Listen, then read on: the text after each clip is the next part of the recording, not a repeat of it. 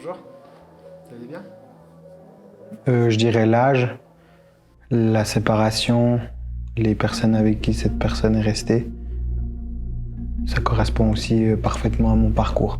Aline, ce qu'on va faire, c'est qu'on va vous rappeler pour avoir une ligne un petit peu meilleure. Et en attendant, on va se poser cette question. Comment évolue l'immigration dans notre pays et qui sont vraiment les étrangers qui s'y installent? David Berger, bonsoir. 6 ans et demi, séparation, donc c'était aussi pour les mêmes raisons. Il n'y avait pas d'autre solution que de nous laisser avec les grands-parents pour pouvoir aller travailler ailleurs. Ça va? Oui.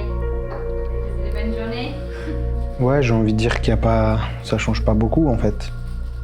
C'était aussi comme ça, on avait accès à peu de choses et puis il y avait plein de choses auxquelles on n'avait pas accès. Là, on parle d'aliments, mais c'est vrai qu'en termes d'éducation, en termes de participation à la vie, participation à la société, on n'avait pas accès en fait. On connaissait des choses de base que nos parents pouvaient nous offrir, mais que c'était très limité. Administrativement, les sans-papiers, ils peuvent pas accéder à l'école. Les enfants, ils n'ont pas les papiers qui leur permettent d'être reconnus comme des citoyens, comme des enfants qui ont le droit d'accéder à l'école, qui ont le droit de faire un apprentissage, qui ont le droit de se projeter tout simplement dans l'avenir, de peut-être juste avoir un rêve. C'est vrai que le temps est figé à ce moment-là. Et je pense que d'un point de vue administratif, les choses, elles n'étaient pas du tout favorables à ce que ces familles-là puissent s'imaginer être une famille en fait. Je pense qu'on était dans le ici et maintenant. Et puis, il y a aussi un autre rapport au temps, c'est il y a peu de souvenirs, il y a peu de... Le temps, il s'arrête dans la vie de l'enfant.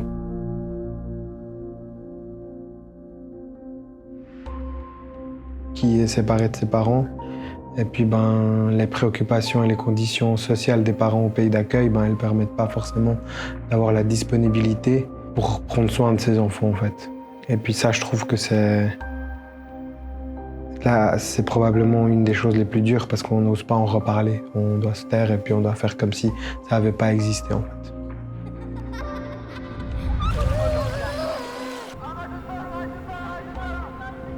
Avec le temps, tu reconstruis et ils arrivent à se refaire des petits bouts de chapitres que tu colles les uns sur les autres et puis que tu fais des liens. Mais c'est vrai qu'il y a ce non-dit, cette absence de communication autour vraiment des souffrances qui découlent en fait de ces parcours-là. Ce qui nous intéresse ici, c'est le solde migratoire. C'est la différence entre les étrangers et étrangères qui se sont installés en Suisse et celles et ceux qui ont quitté le pays. Et alors, David, pourquoi ces étrangères et ces étrangers s'installent-ils en Suisse? Et l'an dernier, une grosse moitié l'ont fait. Je pense que ce qui pèse chez les individus, les personnes comme dans ma situation issues de la migration qui ont vécu un regroupement, je dirais qu'il y a une balance des souffrances. L'enfant, il entend que c'est interdit. Et puis qu'il doit faire le moins de vagues possible. L'enfant, dans la journée, il doit rentrer dans des cases, il doit faire attention, pas aller dans certains parcs, pas sortir d'une certaine zone. Dans la tête de l'enfant, c'est de rester le plus discret possible. Et ça, c'est un souvenir que moi j'ai de mon enfance. Et puis, le moindre écart générait des stress pour tout le monde parce que il y avait toujours ce souci de se faire arrêter par la police, en fait.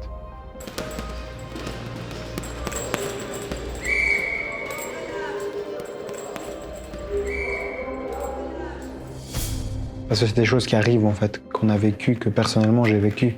Nos parents se faire enlever par la police et puis disparaître pendant des jours. Donc c'est quelque chose qui pèse toujours dans l'inconscient et dans le conscient, de se dire mais en fait la police, s'il arrête un de nos parents, c'est pour partir avec en fait.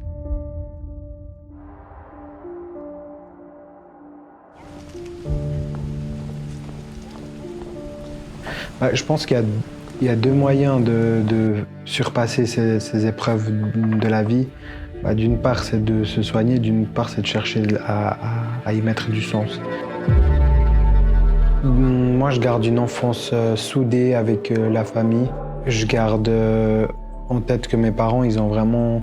Aujourd'hui, quand je vois tous ces enjeux et tout ce qui pesait sur nous, je vois aussi à quel point notre famille, elle a réussi, nos parents, nos oncles, ils ont réussi à nous faire avoir la vie la plus prometteuse possible, en fait. Parce que c'est vrai qu'avec tout ce qui pèse et toutes ces incertitudes, c'était difficile de nous imaginer un avenir souhaitable. Et puis, comme ça a été fait, maintenant, avec du recul, je me dis ils ont fait un travail incroyable, en fait. Parce que moi, j'ai pas l'impression d'avoir gardé des séquelles de toute cette pression, en fait. Je dirais pas que ça m'a soigné. Je pense que ça m'a aidé à voir plus clair, à mettre du sens et à surtout comprendre le processus, en fait, par lequel on passe dans ce genre de situation, dans un parcours migratoire. Je me suis toujours estimé comme étant une personne qui avait à vivre ce chemin. C'est bizarre de manger.